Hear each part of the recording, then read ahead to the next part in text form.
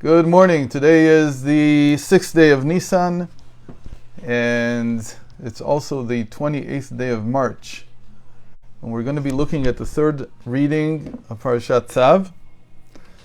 And the third reading contains the laws of what we call Korban shelamim, translated usually as a peace offering, which means that this type of offering was brought as a type of thanksgiving or as a type of requisite thanksgiving that somebody was healed from a sickness or he was seafaring in that sense, and also that it was voluntary, that a person wanted to give special thanks to God for something. So the peace offering, we've talked about it in the past, but now we're going to see some of the laws that have to do with it. And there's two laws that I want to focus on. We're going to be reading from chapter 7, verse 11. And I'll read it in English. This is a regulation governing the special peace feast offering that he must bring to God. He who brings it, these are the regulations. If he is bringing it in order to give thanks for one of the required articles of thanks, which are either it was a transoceanic voyage, a trip to the desert, the wilderness where there are no people, if he was in captivity or prison for over 30 days, or he had an illness that caused him to be bedridden for at least 30 days, for at least 3 days. So these are required. So when he brings this type of offering, he doesn't just bring the animal, he also brings with it, along with it, loaves of bread, or matzot, as it's called. Matzos actually we call matzos what we eat on Pesach, but matzah is just a general name for a bread that's not leavened. And these matzahs were not appropriate for Pesach because they were chametz. They were to a certain extent leavened. They didn't make sure that they didn't leaven, but they weren't made. They were made in such a way that it was close to being unleavened. And they write like this: he has to bring 10 unleavened loaves, 10 flat unleavened loaves, which were made only with oil that was placed on it after it was made, and 10 unleavened loaves made with flour mixed with oil, first scalded, meaning it was kneaded with boiling water, then baked in an oven. And we saw some of this yesterday, actually. But the point is that altogether there were 40 loaves of bread that were brought with the animal.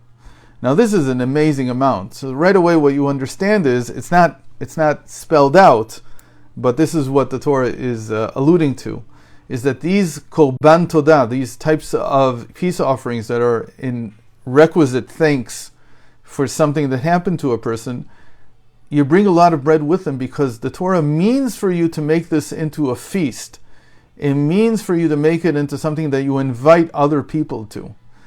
One interesting anecdote with this is that, again, it's not spelled out explicitly, but it stands to reason that if the Torah is telling you to bring 40 loaves of bread with the animal, it's planning for you to have a feast for many people, because the whole idea of giving thanks is to do it in front of people so that you demonstrate, that you publicize the fact that something wonderful has happened to you, and you're giving thanks to God for that which has happened to you. So an anecdote that illustrates this very interesting thing, that when I was a lot younger, Natan Sharansky, or as it was called then, Anatoly Sharansky, came out of the prison in the Soviet Union. He was there for 9 years.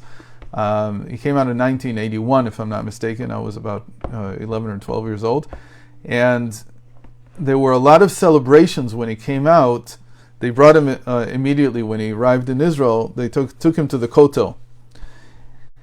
And there was a whole question about whether this should be publicized, and whether it was a private thing for him or whether it was something that a lot of people should participate in, which is an interesting question in itself, because I think that today everybody would say, wow, if you just made it out of the Soviet Union, you were refusnik. Of course it should be something that's for everyone. But they didn't know at the time, so they asked Rav, well, now we forgot his name. He's a very, very famous authority in Jewish law who lived here in Yerushalayim. I can't remember his name right now. Maybe it'll come to me. And he, I can only remember the name of his son-in-law. For some reason, I can't remember his name.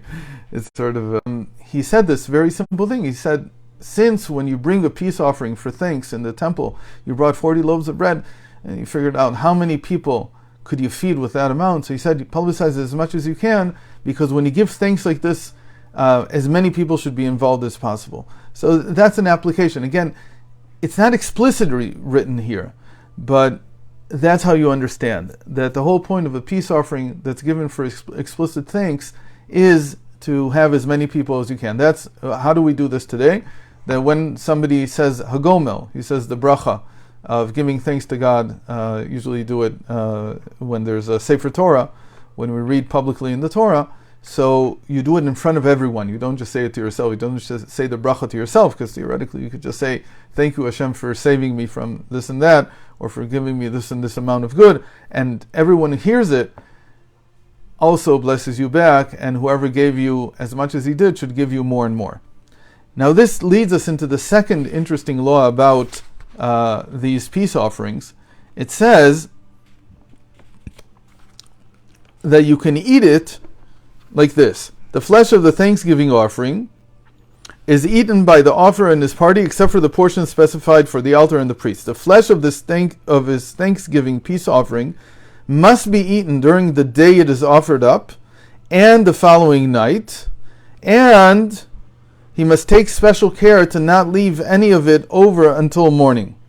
So this is if it's an explicit thanksgiving, meaning that he gave it for the four things that we mentioned earlier.